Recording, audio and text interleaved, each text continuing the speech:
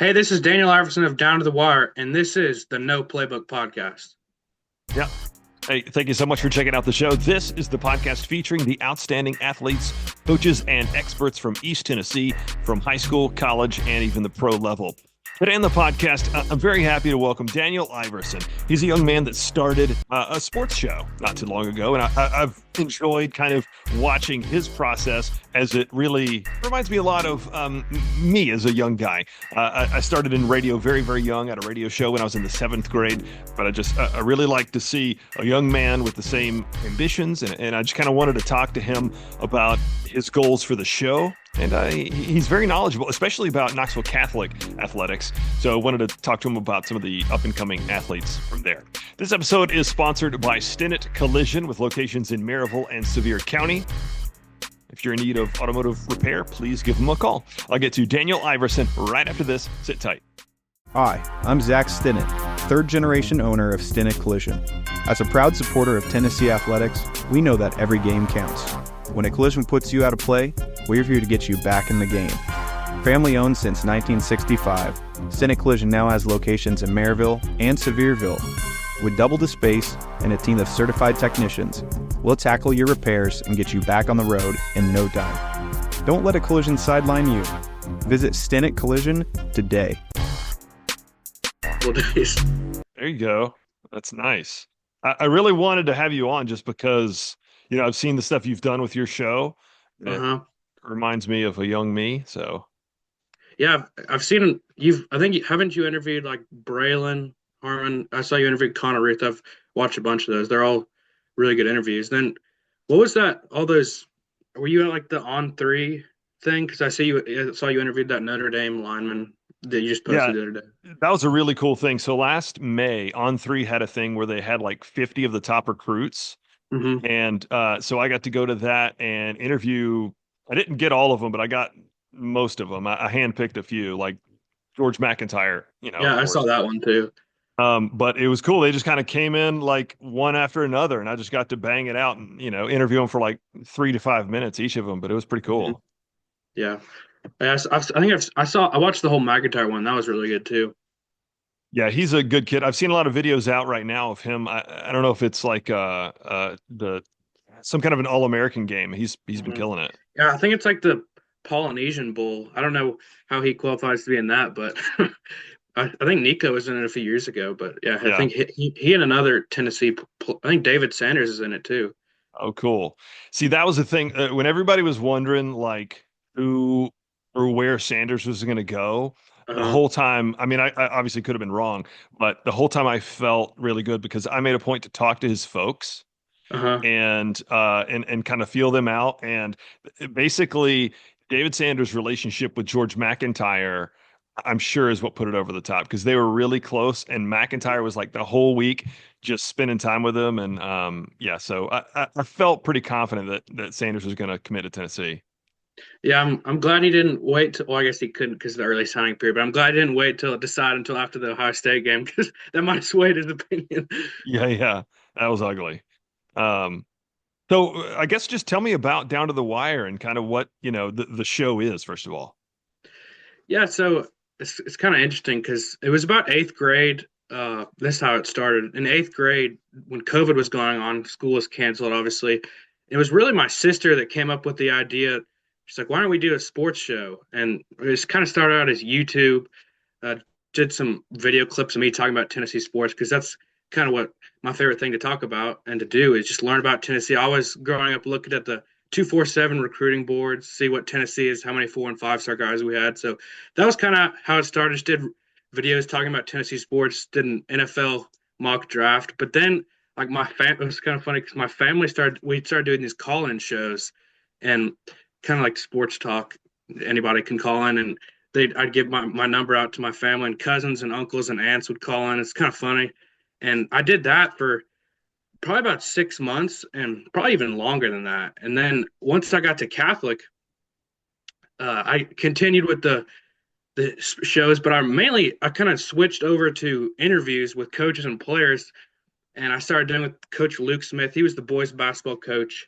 I got to know him really well. He's one of my really good friends back from Catholic. He's at Belmont now, assistant coach. I had him, Coach Maines, Coach Moore, and I had BJ Edwards on too. And we did like a 20-minute show, and I just interviewed them. We talked about college football, college basketball, like high school basketball, Catholic, all that stuff. And then I kind of made some connections with the coaches at Catholic, and I was pretty good friends with them. And then they continued on with me sophomore, junior, and senior year. We kept doing shows, and then my junior year is when I started my Instagram page, kind of at the end of junior year, and then I started interviewing like all the Catholic big time athletes like Braylon Harmon and Jalen Harmon. And we started a show on Wednesday called Hump Day with the Harmons, and that got a lot of views because a lot of people from Catholic liked that a lot.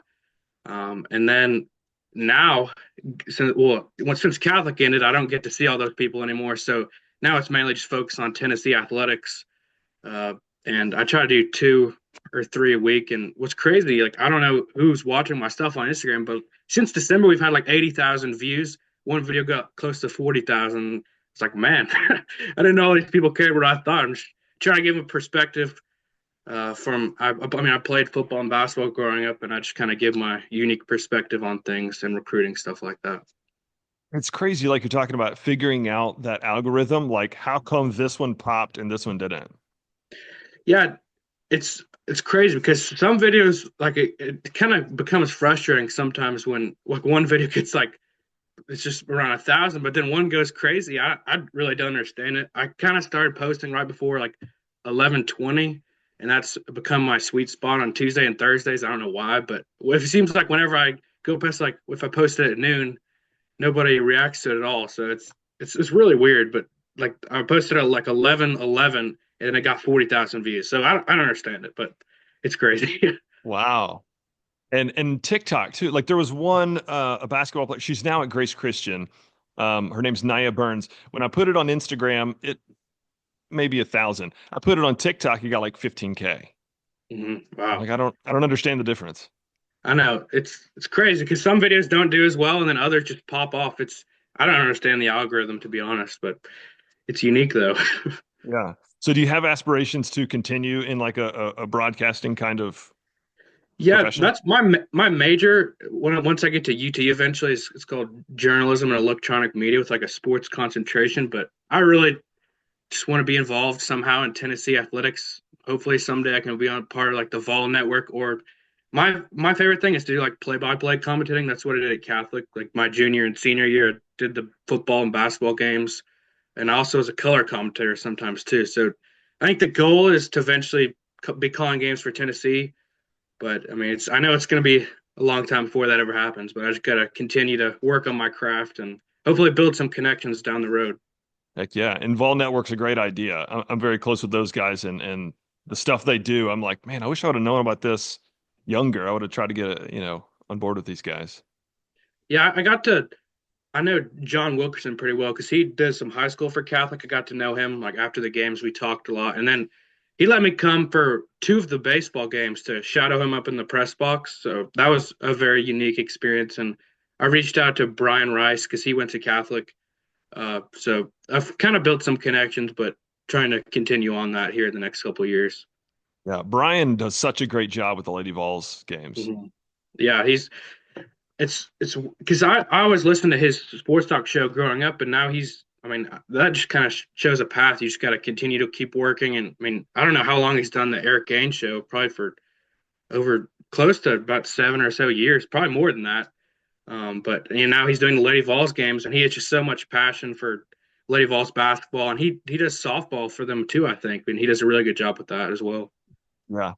My kind of wheelhouse is it wouldn't be calling games, it would be actually the PA. So Jeff Hmm. Jarning and what he does, that would be like a goal for me. Hmm. I did the PA for One Knox, their Hmm. the pro soccer team. I did it for 865 Alliance, and I've been trying to get in with the Lady Vol soccer team. There was one day, actually, I think I have Brian to thank for this. I got a call randomly. It was during the playoffs. They're like, "Hey, can you come do this Lady Vol softball game tonight?" And it was a it Wow. was a it was a playoff game, and I was like, I've never done one of these games. I don't want my first time to be clunky. So I Uh-huh. actually said no because I didn't want to leave a bad taste. And it was obviously it was going to be sold out as a playoff game. Mhm. So I'm like, I'm trying to get that next opportunity. But I was like, I don't want to come to this game that everybody's so passionate about and do less than my best. So yeah, I Uh-huh. had to pass. Yeah, I remember I did a couple PA things for the Catholic soccer team, and I remember the first time, like once I got up there, I mean there wasn't that big of a crowd, but I was like, oh shoot, this is real because I mean I see this microphone, and then once I heard my voice over the big speaker, it's like wow, everybody can hear me now. Yeah, It's pretty. actually, one of my best stories about doing PA was a soccer game. I was doing it for Maryville High School. The head coach is one of my best friends. It was Mhm. actually they were playing Farragut. It was a playoff game, and I won't reveal the kid's name, but a player for Maryville won the game, and I was doing as you do, like Maryville won, blah blah blah. I'm playing. All I do is win, and the goalkeeper for Farragut at the time got pissed, and he like tried to fight me because at the Really? time like my table was right by midfield and like the guy literally like he wasn't kidding, he was trying to beat me up and it was a whole thing. Man, that's crazy. Yeah. But I bet that was pretty scary. I mean, well, it was one of those things I'm like, I don't know what to do because this kid's probably 18 but I don't know, also he's Yeah. twice my size, so I'm like I'm gonna have to defend myself but I don't know, am I allowed to, because he could be 17, I don't know, but Uh-huh. Yeah. it Good ended point. fine. That's crazy. But you talk about some of the stuff setting up the call-in shows. I used to when I was on UT, and I recommend getting being a part of WUTK.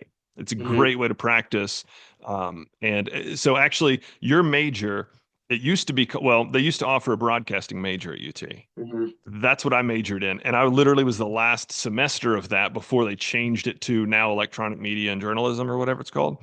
But they at the time they didn't have a recording device for phone stuff, but you could still patch in a phone call live. So I would get my friends and I would like give them a script, say this exactly, you better not curse, and like follow this. So I would like set up live calls because they weren't equipped to have any kind of editing, but Hmm. it's fun, man. Figuring that stuff out and putting together a show, it's really fun.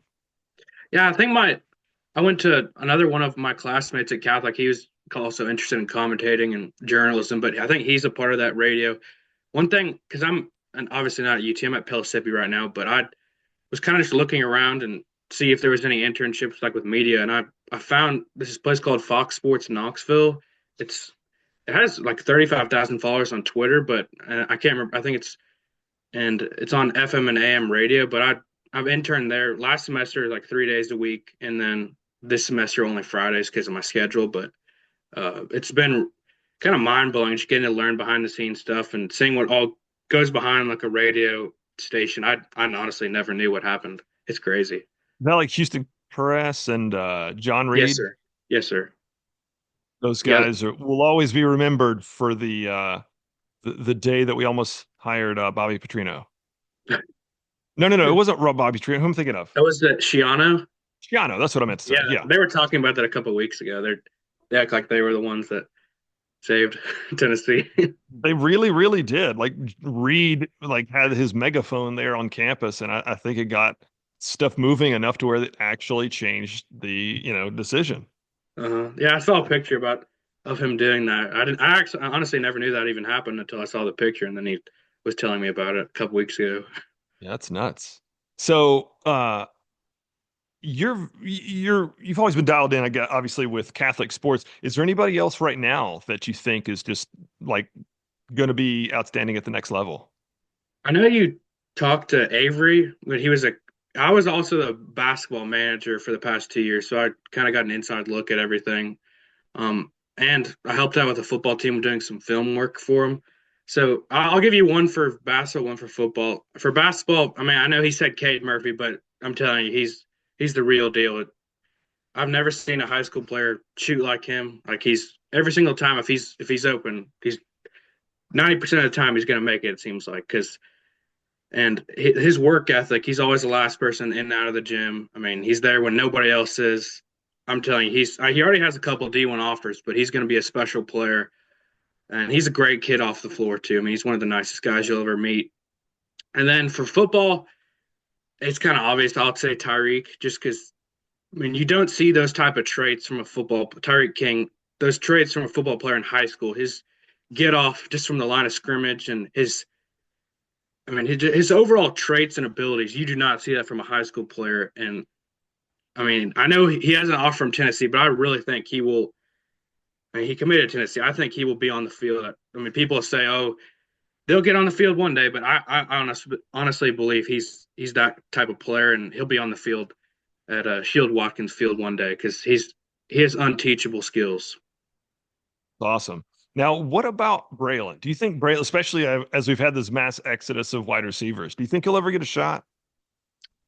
I think he will eventually, and not just a receiver. I think he'll special teams. He was the punt returner this past year. He got in a few times, um, but I would not count out Braylon Harmon. I mean, I'm a close friend of his, but trust me, that kid. I've never seen someone work harder all year round. Even when it's not football season, he's going to go give it everything he's got. And um, trust me, I mean, especially now with all the portal exits, and I think a lot of positions up for grabs. I would not count him out at any spot.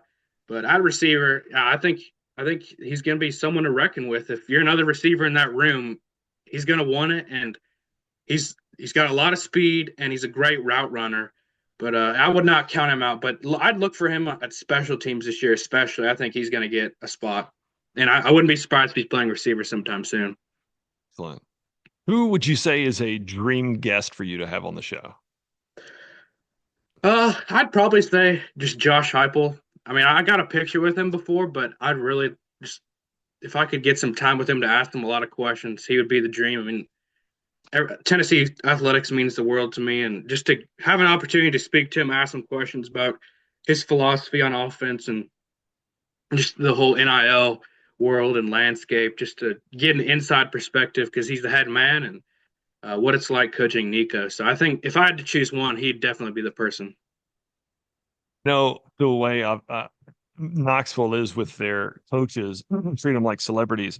When he was first hired, actually, he came to Dick's Sporting Goods one day just shopping, just wearing like a hoodie and a hat, just dressed like a normal dude. And he's just walking. Nobody even recognized him. I had to point him out, like that's our Tennessee's head good. coach, right? Yeah, yeah. And like, this is, I mean, this was like a couple months after he'd been hired. And it was funny because like, now he couldn't probably do that. Yeah, if he walked into a store, he'd about 20 kids would go ask for his autograph pretty quickly. Yeah, exactly. Exactly. So, what's something you'd say very few people know about you? That's a good question. Probably I'll give you two. First one, I have a job right now that I did this fall. It's called GSC, which is coach to player. So I'm down on the sideline this year. They did the quarterback to coach, and they did the thing in the helmet. So I kind of operate that and help out with that for Tennessee home games. So I do both sides of the teams. There's three of us, so that was a ridiculously cool experience. I mean, I've always dreamed of being on the field for Tennessee, and I mean, just getting to be down on the field like for the Alabama game and the Florida game, and when seeing them run out to the tee, I mean, you couldn't pay me to be down. I mean, I would do that for free just to be down there on the field, and it's an incredible experience, and I'm extremely grateful that I had the opportunity to be down there and do that. So I'd say that, and the second one is I live on a farm, so that's pretty cool. We have about 6 cows, a few ducks, 2 goats, and about 16 chickens. That's the two things about me. It's kind of weird, but no, not Yeah, many people live on a farm. do you live far from where you went to high school?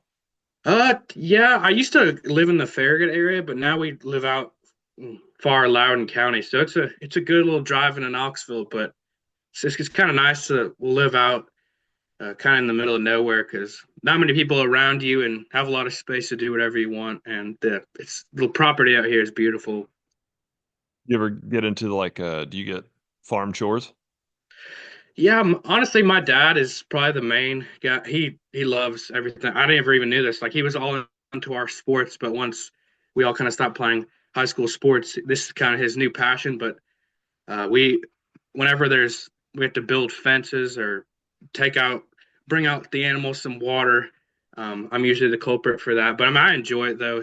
My favorite thing is the cows. Just we had to build a lot of fence back there, but going down there to feed them, and it's kind of cool seeing them grow, and then we sell them in the fall. So about to get them here in a few, get six more here in a few months up in the spring. But it's really cool to learn the ropes of everything, and it's great to see my dad how much he enjoys living out here in the country. So now, what about one unforgettable sports memory for you? I'd go probably last year, my senior year. I mentioned I was the manager for Catholic basketball. On senior night, they let me start a basketball game, and on the first play down offense, I think we missed a shot or turned the ball over. But then once we came back down, I was the only one down there. So our senior guard, Caleb Asbody, stole the ball, and I was the only one down there. And then I went up for a layup and got fouled. And then kind of a miracle, I went to the free throw line, hit both free throws because it's weird because before the game I was practicing free throws because they said I was going to start. It's kind of shocking because I always wanted to play Catholic sports, football and basketball. I played 2 years of football, but then things didn't work out. But once I got in the game, because pregame I missed all the free throws I shot, but then in the game in the first 15 seconds I made both of them. So there was definitely some divine intervention right there because there's no way if it wasn't senior night I would have made those free throws. So it was kind of I say it was all luck, but I mean that was definitely the best moment, and the whole student section was going crazy, and my teammates were all over me, giving me high fives and stuff. So that was probably one of the highlights of my life, honestly. Just that was a great moment.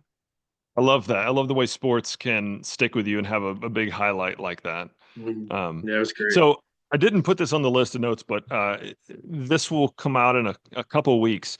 As we're about to record as we're recording this, there's 8 teams left in the NFL playoffs. Give me your Super Bowl winner. It's unfortunate to say this, but because I'm a Vikings fan, but I think the Lions will win the NFC, and I think unfortunately, well, actually, I like the Chiefs just because what they've come from. My brother's a Chiefs fan, so I'm gonna go Chiefs Lions, and I think Patrick Mahomes is gonna three-peat again, and the Chiefs until somebody beats the Chiefs. I'm not gonna bet against them. Yeah, what do they got? The Texans this weekend. They'll beat them. Yeah, and then they just have to probably the winner of the Bills or Ravens, and it's going to be an Arrowhead, so it's hard to go in there and win a playoff game anytime. Yeah, I'm already like the way I was about the Patriots. Like, please, somebody beat them. Yeah, it's what my brother's a Lions fan. I'm a Vikings fan. Then my other brother's a Chiefs fan. So it's a hard being a. I mean, we just got destroyed by the Rams, and I'm kind of tired of both those teams winning because I have to hear about it 24/7 every day of the year. Why are you a Vikings fan? My dad, he grew up in South Dakota, so it's like 2 hours from where he grew up was like 2 hours from Minnesota. So, and all of them up there are Vikings fans. And then I was a big Adrian Peterson fan growing up, and I don't know, it just caught on with me, and loved him ever since. Yeah, you got former Catholic alum, Harrison Harrison Smith. Smith.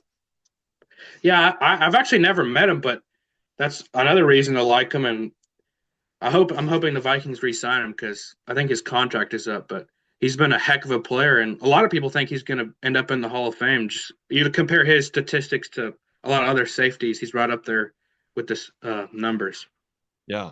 You know, I'm about to post an episode or the interview I did with On Three for Jadon Blair. He is a like 6'7" safety. He committed to Notre Dame, but when I was interviewing him, he hadn't committed yet.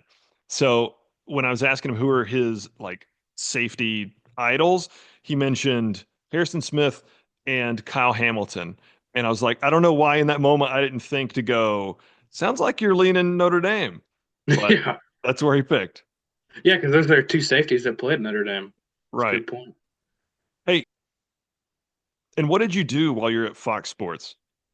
Um, so mainly I do like the Twitter feed and I upload the podcast to their site, and I kind of just make sure it's not glitching throughout the whole 3 hour show. And then they a couple times I have a microphone in my little station, so they ask me questions every once in a while, and then It's not often, but probably a couple times a show they'll ask me a question and get my opinion. But it's a good experience. And one of the guys I work with is he was like a on the board of directors at HGTV. His name's Bob Baskerville. I know Bob. I worked at HG. Oh really? Yeah, and Yeah. he's one of the hosts. So and he's really nice, and he's kind of helped me along. Bob Baskerville hosts a sports show. I had no idea. Yeah, it's called Under Review. It's from 10 to 1. Oh, So you'll that's have to. cool. He's a good host. But I think he also owns. Have you ever heard of Rocky Top Insider? It's a Yes. he owns that too, which I didn't know until uh, I started working with him at the radio station. Excellent. It's funny. My Oh yeah, first podcast was actually while I was working at HG. Me and a buddy. I'm a big Panthers fan. He's a big Bucks fan, and we just talked NFL all the time. So we started a specifically NFL draft podcast. We would like talk it all year, and it's funny. We would do it like in a meeting room at lunch, and all the time there would be people like come up and they'd like, we've got these microphones. And like, what are you guys doing? And we would just come up with a lie every time, like, oh, we're doing VO for a commercial or something. But yeah. do you? Very good, man. I appreciate it.